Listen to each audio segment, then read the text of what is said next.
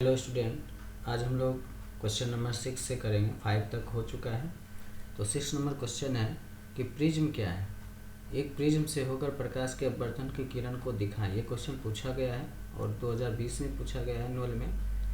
पहले भी क्वेश्चन पूछे जा चुके हैं ये, तो क्वेश्चन इंपॉर्टेंट है, इसलिए इसे ध्यान रखना है। आंसर है त्रिभुजाकार पारदर्शी कांच के टुकड़े को प्रिज्म कहा जाता है। तो ज़्यादा परिभाषा में तो कुछ है नहीं। त्रिभुजाकार पारदर्शी कांच के टुकड़े को क्या कहते हैं? प्रिज्म कहते हैं। तो फिगर में देख लेते हैं।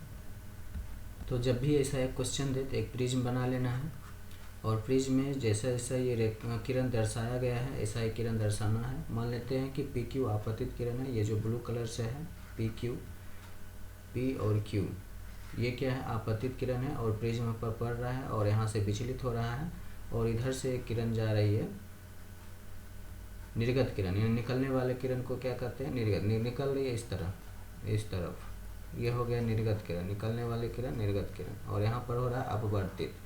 तो यहाँ से पी क्यू जो है वो आपतित है और क्यू आर जो है वो अपवर्तित किरण है, और इधर जो निकल रही है वो निर्गत किरण है। बस इतना दर्शाना है। और ये डॉटेड लाइन, जैसे हम आपतित किरण को हम सीधे ले जाएंगे तो लंबवत, इसी के लंबवत एक डॉटेड लाइन दिखा देना है, और निर्गत किरण जो निकल रहा है इसी से एक लंबवत डॉटेड लाइन से दिखा देना है, डॉटेड लाइन से, और इधर भी डॉटेड लाइन से। जो भी लाइन जाएगा लंबवत, उस लंबवत से ही एक डॉटेड लाइन दिखाना है।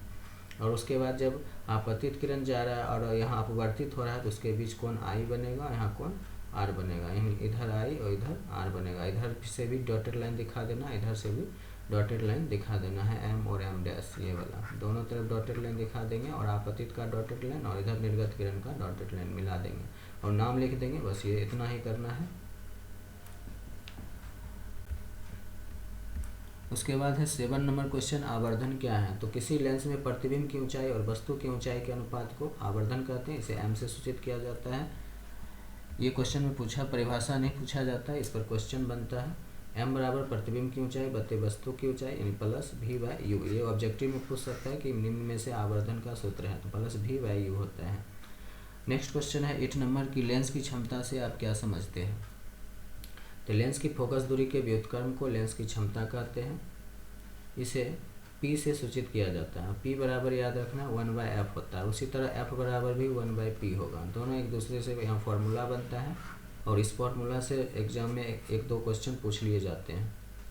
लेंस की क्षमता का मात्रक डायोप्टर होता है। ध्यान रखना है, मात्रक सिर्फ मात्रक अगर बोले तो डायोप्टर लिखना है, और एग्जाम में मात्रक ही पूछा जाता है। तो लेंस की क्षमता का मात्रक डायोप्टर होता है, इसे डी से सूचित किया जाता है। परंतु लेंस की क्षमता का अगर ऐसा ही मात्रक पूछ दे तो मीटर इन्वर्स बोलना, या प्रति मीटर बोलेंगे, या फिर मीटर इन्वर्स बोलेंगे।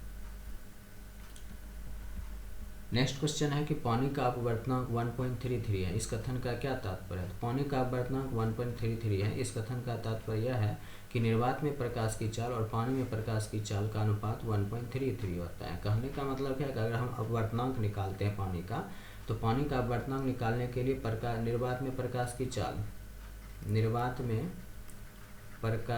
चाल को डिवाइड करना होगा कांच में, किसमें जा रहा है? पानी में। तो पानी में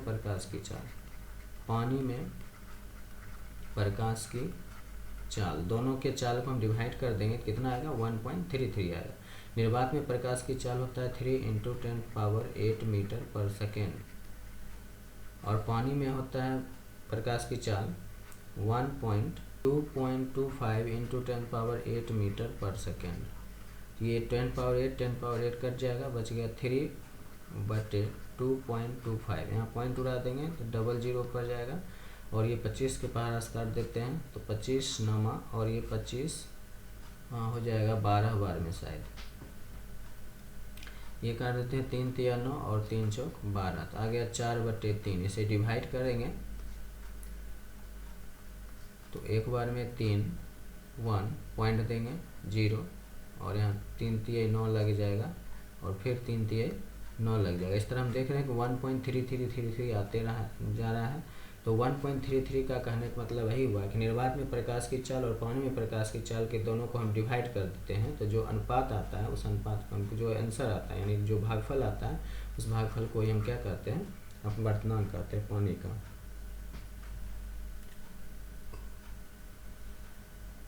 नेक्स्ट क्वेश्चन है 10 नंबर, दैनिक जीवन में लेंसों के दो साधारण उपयोग बताएं। तो एक डॉक्टरी चश्मा में होता है कि जैसे कि लेंस में जैसे किसी को अगर दूर दृष्टि दोष है या फिर निकट दृष्टि दोष है तो उसमें डॉक्टर चश्मा लिखते हैं, तो लेंस का उपयोग चश्मा में हो जाता है। और दूरदर्शी में होता है, जैसे खगोलीय पिंडों को देखने में दूरबीन का उपयोग किया जाता है, तो दूरदर्शी के रूप में इसका भी यूज किया जाता है लेंस का।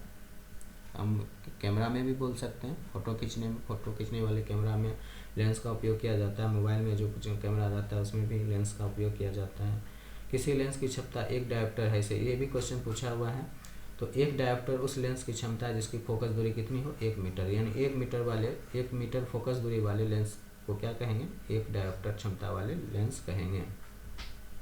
लेंस को जो है डायोप्टर से ही सूचित किया जाता है, उसकी क्षमता को, उसकी शक्ति, उसकी पावर को जो है डी से सूचित किया जाता है, यानी डायोप्टर से सूचित किया जाता है। नेक्स्ट नंबर क्वेश्चन है 12, किसी लेंस की फोकस दूरी और उसकी क्षमता में क्या संबंध है। तो किसी लेंस की क्षमता उसकी फोकस दूरी का क्या होता है, व्युत्क्रम होता है, यही जो है उसमें संबंध है कि किसी लेंस की क्षमता जो है उसकी फोकस दूरी का क्या होता है, व्युत्क्रम होता है। हमारे दैनिक जीवन में प्रकाश के अपवर्तन के 2 उपयोग लिखिए। तो प्रकाश के अपवर्तन दैनिक जीवन में उपयोग इस प्रकार है कि जब प्रकाश की किरण विरल माध्यम से सघन माध्यम में जाती है तो इससे भी कुछ उपयोग लिए जाते हैं।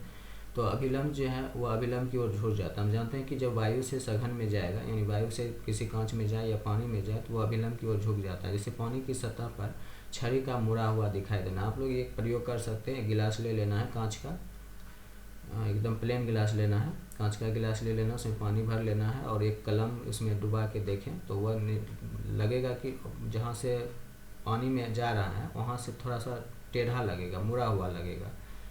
तो ये एक उपयोग हो गया। जब प्रकाश की किरण सघन से विरल माध्यम में जाती है तो वो अभिलंब से दूर हटती है। तो पानी में भरी बाल्टी की गहराई का कम प्रतीत होना। हम जब बाल्टी में पानी भर लेते हैं या फिर शीशा में गिलास में ही पानी भर लेंगे, ऊपर से देखेंगे तो लगेगा कि कम दूरी है और दूर से देखेंगे तो ज़्यादा दूरी लगेगा उसकी गहराई। तो नेक्स्ट क्वेश्चन है आगे। नेक्स्ट क्वेश्चन है 14 नंबर, पानी में रखा सिक्का कुछ ऊपर उठा प्रतीत होता है, क्यों। पानी में प्रकाश की किरण का अपवर्तन होता है। हम जानते हैं कि प्रकाश जो है विरल माध्यम से सघन माध्यम में प्रवेश करता है, तो फलस्वरूप प्रकाश की किरण विचलित हो जाता है।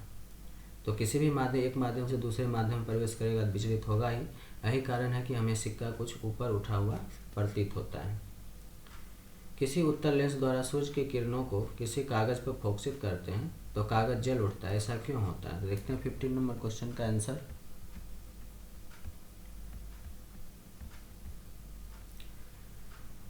उत्तल लेंस सूर्य प्रकाश की किरणों को एक जगह पर केंद्रित करता है जिससे अधिक ऊष्मा की प्राप्ति होती है, इसलिए कागज जल जाता है। जैसा कि हम देखे थे दर्पण में जो है अवतल दर्पण जो है वो जितने भी सूर्य प्रकाश की किरणें हैं समांतर आती है उस सबको एक बिंदु पर सिमेट देता है अवतल दर्पण, जिससे ढेर सारी ऊष्मा ऊर्जा की प्राप्ति होती है और अनेक प्रकारों का काम किया जाता है। ये अवतल दर्पण हम पढ़े थे, दर्पण में अवतल दर्पण, और यही काम होता है लेंस में, उत्तल लेंस में।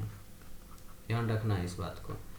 दर्पण में यही काम अवतल दर्पण करता है और लेंस में यही काम उत्तल लेंस करता है कि सूर्य से आने वाली प्रकाश किरण को एक जगह पर केंद्रित कर देता है जिससे अत्यधिक ऊष्मा की प्राप्ति होती है और इसलिए कागज जल जाता है। इसीलिए लेंस को आँख के सामने 16 नंबर क्वेश्चन है कि आँख के सामने रखकर सूर्य को देखना भी मना है, क्योंकि जब प्रकाश एक जगह आएगा तो ढेर मात्रा में, बहुत ज़्यादा मात्रा में ऊष्मा की प्राप्ति होगा और आँख को क्या करेगा, क्षतिग्रस्त कर सकता है। इसलिए लेंस को आँख के सामने रखकर सूर्य को देखना भी मना है, यही कारण है। इसीलिए उत्तल लेंस को अभिसारी लेंस कहा जाता है। ये क्वेश्चन में पूछा भी जाता है कि उत्तल लेंस को अभिसारी लेंस क्यों कहते हैं। और अवतल दर्पण में अवतल दर्पण को अभिसारी दर्पण कहते हैं। अभिसारी मतलब याद रखना है प्रकाश को केंद्रित करने वाला। तो 15-16 दोनों हो गया। अब नेक्स्ट क्वेश्चन देखेंगे अगले वीडियो में।